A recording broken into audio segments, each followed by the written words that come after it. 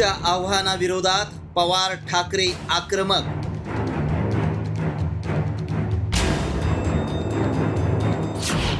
देशाच्या स्थितीवर सर्वपक्षीयांशी चर्चा करा.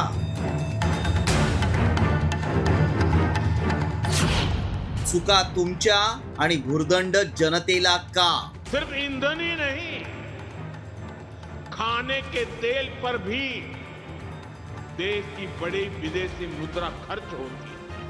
वर्चुअल मीटिंग्स और वर्क फ्रॉम होम को प्राथमिकता दी जाए. कोई भी कार्यक्रम हो, हम सोने के गहने नहीं खरीदेंगे. पंतप्रधान नरेंद्र मोदींनी देशातील जनतेला आर्थिक संकटामुळे काटकसरीचं आवाहन केलं आणि संपूर्ण देशाच्या राजकारणात एकच खळबळ उडाली. विरोधकांना कुठलीच पूर्वसूचना न देता देशाच्या सर्वोच्च नेत्यानं केलेल्या या घोषणेमुळे आता विरोधकही आक्रमक झालेत. राज ठाकरेंनी तर चुका तुमच्या मग भुर्दंड जनतेला का असा थेट सवाल पंतप्रधानांना विचारलाय. स्वतः पंतप्रधान आणि त्यांचे सगळे सहकारी देशभर काहीशे गाड्यांचा ताफा घेऊन मिरवणुका काढतायत, स्वतःवर फुलं उधळून घेतायत. त्याचं काय करणार आहात आपण? आमच्याकडून चूक झाली त्याबद्दल दिलगिरी व्यक्त करून यापुढे माझ्या सकट कुणीही काही करणार नाही असं सांगणार आहात का? चुका तुमच्या आणि त्याचा भुर्दंड जनतेला का हे आत्ताच का सुचलं? महाराष्ट्रातील लाडकी बहीण योजनेमुळे राज्याची अर्थव्यवस्था खिळखिळी झाली असून ही योजना केवळ निवडणुकीपुरता केलेला अफाट पैशांचा खेळ आहे. स्वतः पंतप्रधान 15 मे पासून 5 देशांच्या परदेश दौऱ्यावर निघालेत. हे दौरे थांबवा, मग लोकांना आवाहन करा.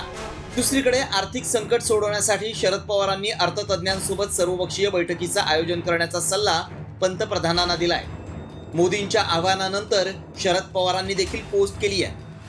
पंतप्रधान नरेंद्र मोदींनी 2 दिवसांपूर्वी काही घोषणा केल्या. त्यांचा देशाच्या अर्थव्यवस्थेवर दूरगामी परिणाम होण्याची शक्यता आहे. या घोषणा अचानक करण्यात आल्यामुळं सर्वसामान्य नागरिक, उद्योग, व्यवसाय क्षेत्र तसंच गुंतवणूकदारांमध्ये अस्वस्थतेचं वातावरण निर्माण झालंय. पंतप्रधानांनी स्वतःच्या अध्यक्षतेखाली सर्वपक्षीय बैठक आयोजित करावी.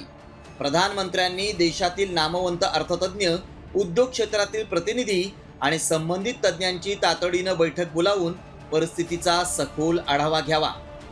दरम्यान आदित्य ठाकरेंनी मोदींच्या कार्यपद्धतीवर प्रश्नचिन्ह उपस्थित केले. जनतेनं काय करावं आणि काय करू नये हे सांगायला हे काय बिग बॉसचं घर आहे का असा सवाल त्यांनी केलाय. तर सुप्रिया सुळेंनी अर्थव्यवस्थेवर मोठा हल्ला झाला असून लोकांना अंधारात ठेवू नका अशी विनंती सरकारला केली आहे. घेऊ नका, बाहेर जाऊ नका, बाहेर जाऊन लग्न करू नका, अमुक करू नका, तमुक करू नका. पण स्वतःचे मंत्री आणि स्वतःचा पक्ष हे पाळणार आहे का? रोड शो बंद होणार आहेत का? जे ताफे मंत्र्यांचे असतात ते कमी होणार आहेत का? आणि प्रामुख्याने हेच मंत्री वरपासून खालपर्यंत परदेशी जाणं असेल किंवा सोनं घेणं असेल हे टाळणार आहेत का? मुख्य गोष्ट हीच आहे की जे काल त्यांनी अपील केलेलं प्रधानमंत्री महोदयांनी की जनतेने असं करावं, जनतेने तसं करावं, जनतेने सर्व काही करावं, पण सरकार काय करणार? जसं ऑपरेशन सिंदूरच्या वेळेस आम्ही भारतावर हल्ला झाला म्हणून तुमच्याबरोबर उभे आहोत, जसं आदरणीय पवार साहेबांनी सुचवलंय की आर्थिक परिस्थिती जर अतिशय गंभीर असेल तर एक ऑल पार्टी मीटिंग, आमची एकच विनंती आहे की माननीय प्रधानमंत्र्यांच्या उपस्थितीत घ्यावी. एकीकडे पंतप्रधान आर्थिक संकटातून वाचवण्यासाठी जनतेला साथ घालत असले तरी दुसरीकडे विरोधकांनी याला मोदी सरकारचं अपयश ठरवलंय. त्यामुळे आता पंतप्रधान सर्वपक्षीय बैठक घेऊन विरोधकांच्या शंकांचं निरसन करणार की फक्त वेगवेगळ्या घोषणांच्या माध्यमातून आपला अजेंडा राबवणार हे पाहणं महत्त्वाचं आहे. ब्युरो रिपोर्ट, साम टीव्ही न्यूज.